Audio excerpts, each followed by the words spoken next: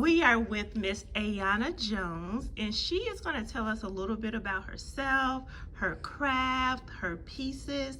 She is actually here showing at the Marshall Gardner Center from today all the way up to March the 2nd. So this is giving you plenty of time to come and check her out and her work. So, first question, who are you?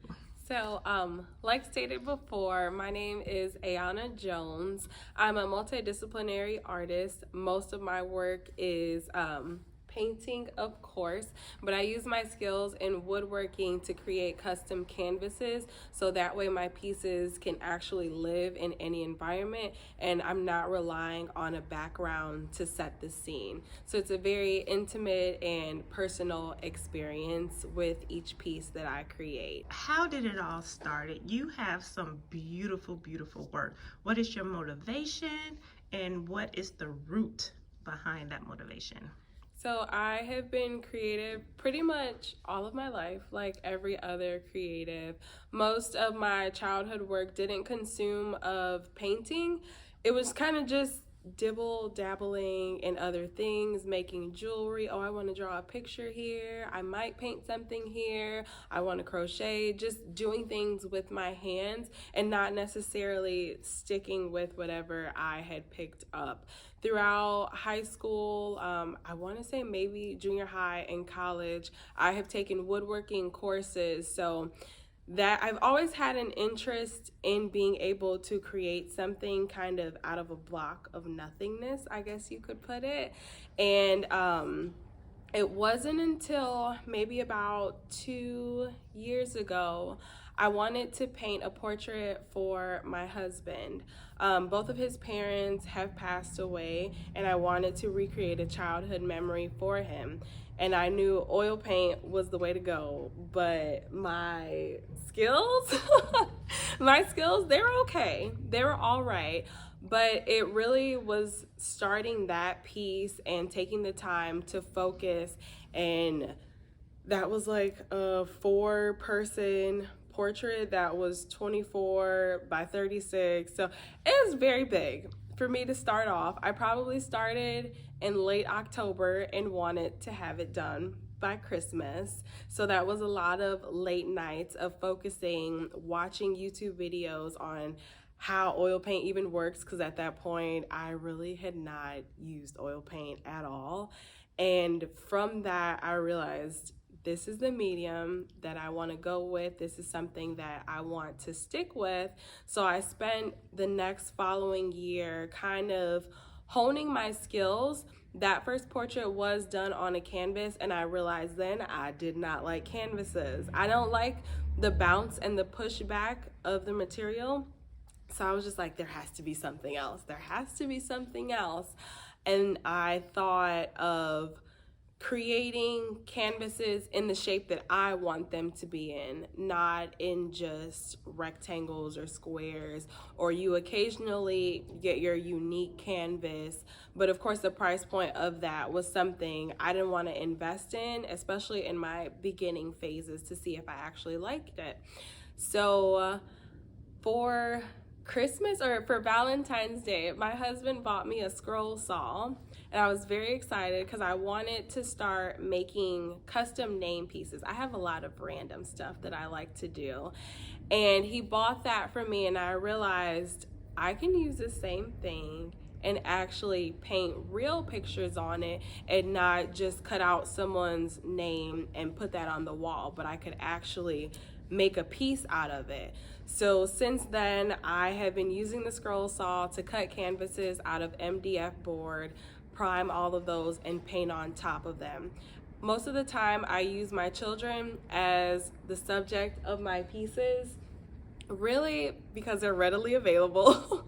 They're always there. I have plenty of pictures for them, but to me, representation means seeing yourself really in every aspect of life, no matter where it is. So me as a child growing up, I didn't go to many museums if it wasn't on a field trip or things like that.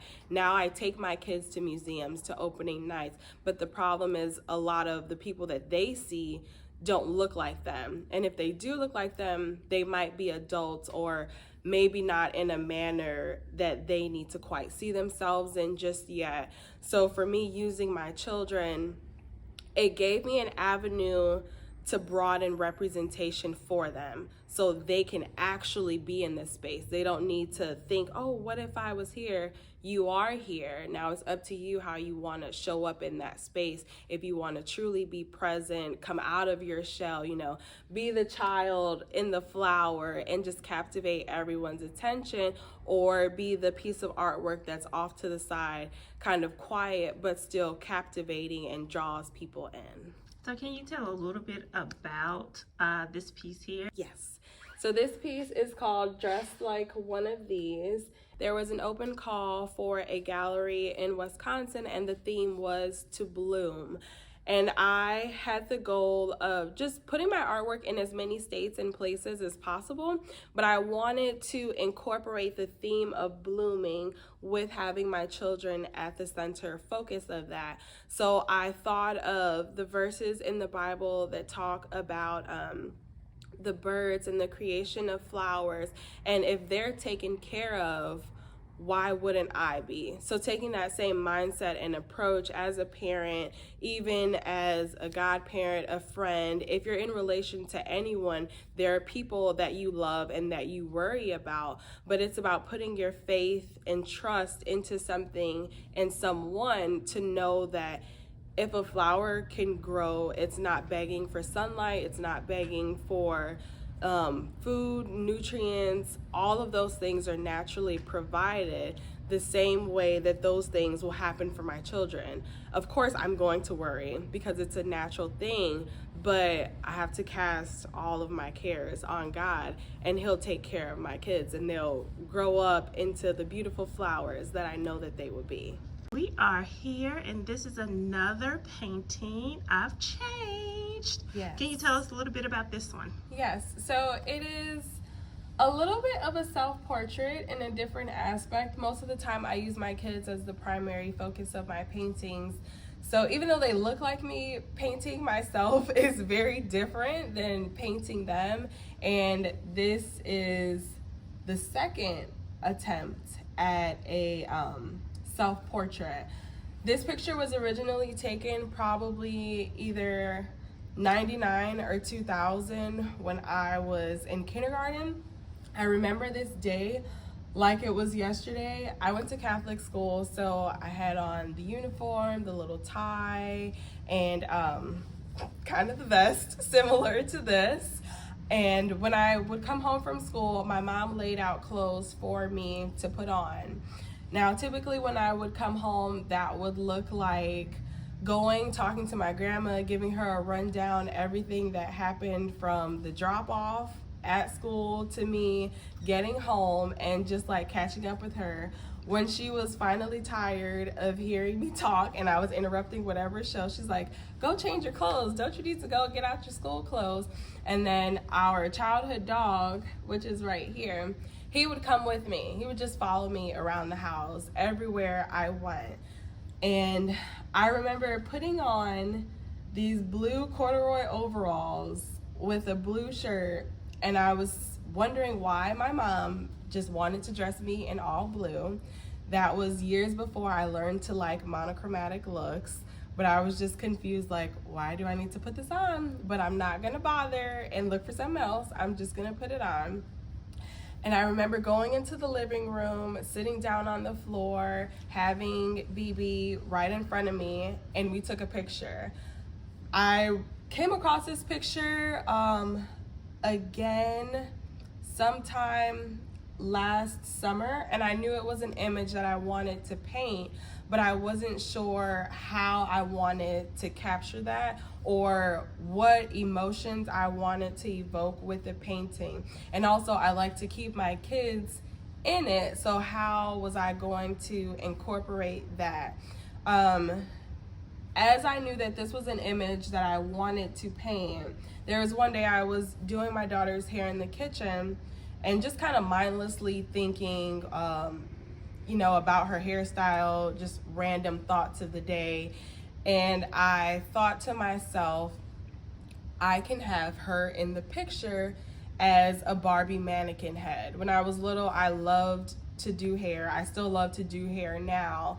And a good way to capture the innocence of that time and the innocence of her time would be to put her in the picture with me as the Barbie mannequin head. So of course it's not there in the original image, but it pays a nice homage to the child and the innocence that I was in that moment, but still taking little bits of that with me today as I go about those playful moments of doing her hair, and still realizing like I'm the same kid that loved to play with dolls, but I'm also the same kid that was in her position. So I know how it feels to get my hair done, whether I want to or not, but still having that connection. So it brings the past and the present and hopefully the future for her all tied into one piece. And you get my giant hand here to show that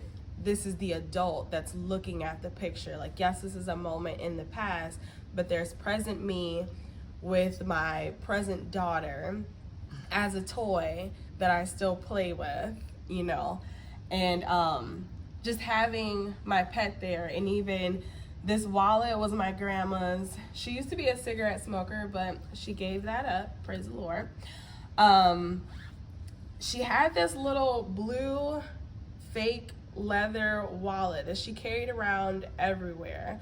And I just remember it. I remember grabbing it from the stairs, taking it in the car when we would go different places, and I didn't even realize that this picture had that in there. So that was the first thing that I painted as I took my time and examined the image. So it brings everything together, like from my childhood, as far as the place and the TV in the background. I added more color into the carpet because color is always necessary and needed, and I love bright things. So just having those moments from my childhood represented with different people, but also being able to solidly ground it into the present. So is there anything that you would like to say to the audience just to conclude? So I think this exhibit is a great example, and it's a great way to portray Black artists now in the present, paying homage to what has happened before us, but still carrying us and that with us right now, so that way we have different interpretations of what Black history means to each and every artist, whether that is through furniture, through paintings, through clothing. You get to experience all of that here. It's a great diverse range of things to see, as well as visual art and how people have chosen to express themselves. If you get a chance, make the chance. If you don't have it, take out that time, carve it out during your week. This is a great way to celebrate Black history, even leading into Women's History Month. Come and see the women artists that have chosen to capture their culture within women's history. So I encourage everybody to come out and see it.